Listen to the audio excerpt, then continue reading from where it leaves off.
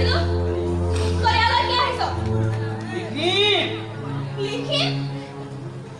ইয়াত বহি লিখিম এইটো তই ষ্টাডি কৰাৰ পাইছ নেকি ডাক্তৰ সেইবোৰ কাণ্ড কৰা এনেকুৱা সহ্য কৰি থাকিব পাৰিনে ৰ তই ইয়াতে এনেকৈ বহি থাক মই তোক এতিয়াই লিখিবলৈ দিছোঁ মই ইণ্টাৰেষ্ট নিউজ তোৰ ইণ্টাৰেষ্টিং নিউজ পাছত যদি আপুনি ইফালে এই অৱস্থা আরে বান্দর আইলে কত সোফা পালাহি চলা এই তো বলছ তো ইয়ালৈ কিয় আহিছিল লিখিম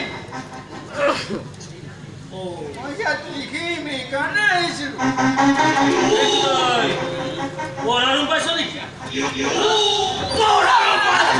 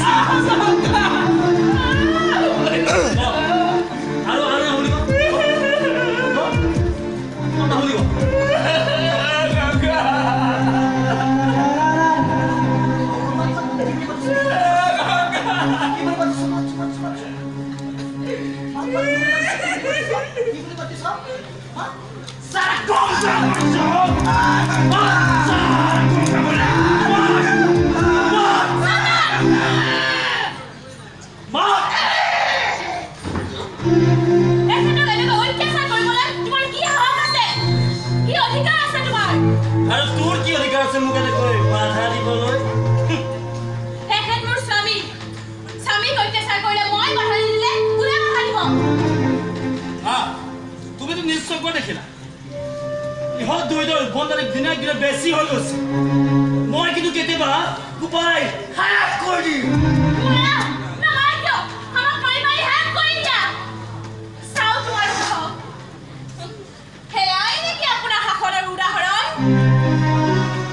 চকুৰ আগতে নিজৰ সন্তানে আপোনাৰ আন এটি সন্তানক এনেকৈ কষ্ট বিচাৰে আপুনি চাই আছে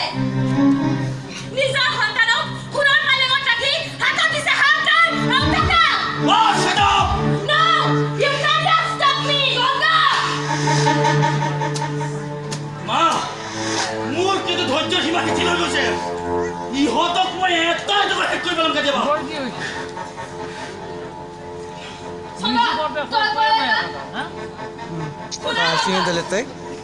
তুমি যদি ভাবিছা এইখন ঘৰত তোমাৰ চন্দন আৰু পুলকৰ দৰে সমান অধিকাৰ আছে তেনেহ'লে কিন্তু তোমাৰ ভুল হৈছে কাৰণ চন্দন মোৰ ল'ৰা আৰু সেই পুলক মোৰ ভাই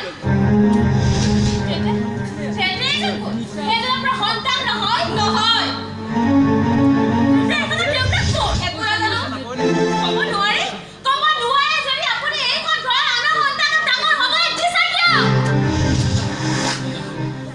আপুনি কিন্তু এই কথাবোৰ কৈ কৈ শালীনতা সীমা ভংগ কৰিছে বন্ধ কৰক আপোনাৰ নীতি বচন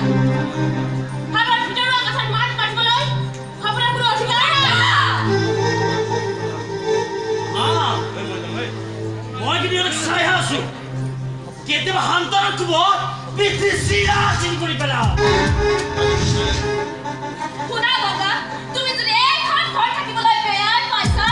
আৰু যদি আমাক বেয়া পাইছা তেনেহ'লে এইখন ঘৰৰ পৰা গুচি নোযোৱা কিয় ইয়াৰ পৰা গুচি যোৱা নাযাওঁ কিয় যাওঁ সেইখন মোৰ শহুৰ দেউতাৰ ঘৰ সেইখন মোৰ স্বামীৰ ঘৰ জীৱনৰ শেষ সময়লৈকে মই এইখন ঘৰতেই থাকিম কাৰণ এইখন মোৰ স্বামীৰ ঘৰ যদি ইয়াত থাক তেনেহ'লে কুকুৰৰ দৰে ভৰি চেলেকি থাকিব লাগিব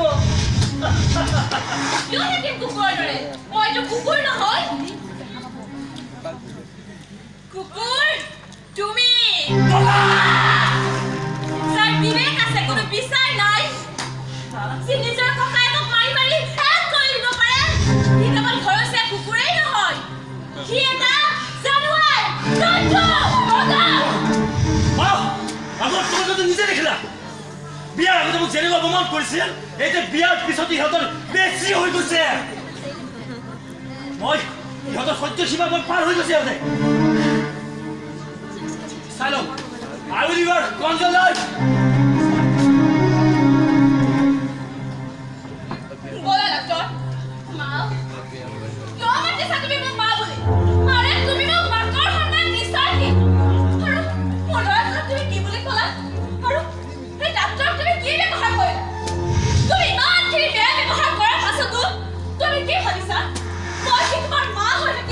চলাৰ কাৰণেতো ভাল নামাতিবা তুমি মোক কোনেদিন মা বুলি মই তোমাৰ একো নহয় বলা ডাক্তৰ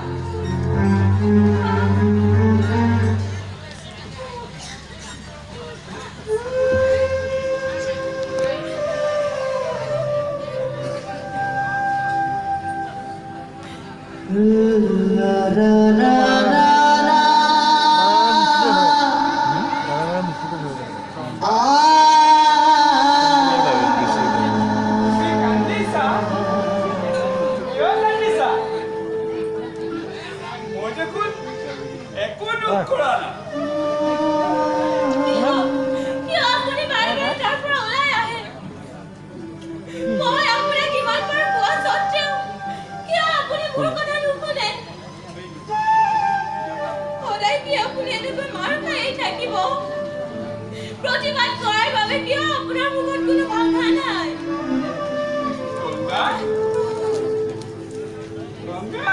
নামাতিব মোক গংগা বুলি মই আপোনাৰ কোন হওঁ মোৰ কথা নুশুনিলে আপুনি মোক মাতিব নোৱাৰে নামাতিলে মই কাক মাতিম তোমাৰ বাহিৰে মোক দেখোন কোনেও মৰমে নকৰে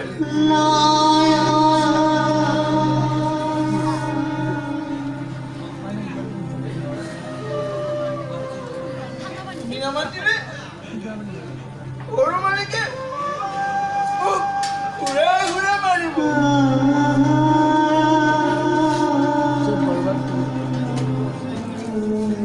আজি আপোন বুলিবলৈ কোনো নাই কোনেও মোক দেখিব নোৱাৰে ঠাণ্ডা পানী অলপ কালাৰ তলেদি ভৰাই দি কোনোবা যায় পিছফাল দি গংগা তুমি মোৰ দেউতা তুমি মোৰ মা তুমি মোৰ ভাই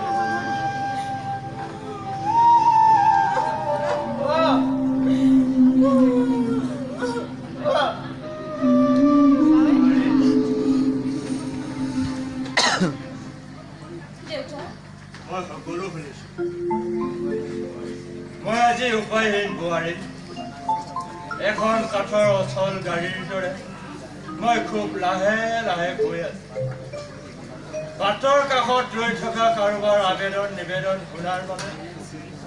মোৰ হৃদয়ৰ শ্ৰৱণ শক্তি আজি হেৰাই গৈছে বোৱাৰী মইনা বাৰ যদি গংগাৰ হাতত ধৰি পোন বাটেৰে যাবলৈ চেষ্টা কৰিছো মোৰ আশীৰ্বাদ সদায় পাবি তোমালোকৰ যেনেকৈ মন যায় তেনেকৈয়ে জীৱন চলাই যোৱা আৰু কিবা কাৰণত সুবিধা পালো মোক তোমালোকে নেমাতিবা আৰু কিয় নেমাতিবা জানা কাৰণ মোৰ হৃদয়ত মোৰ কথা আছে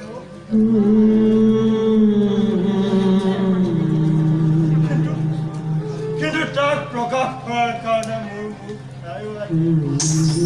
মোৰ মুখ নাইও পাৰে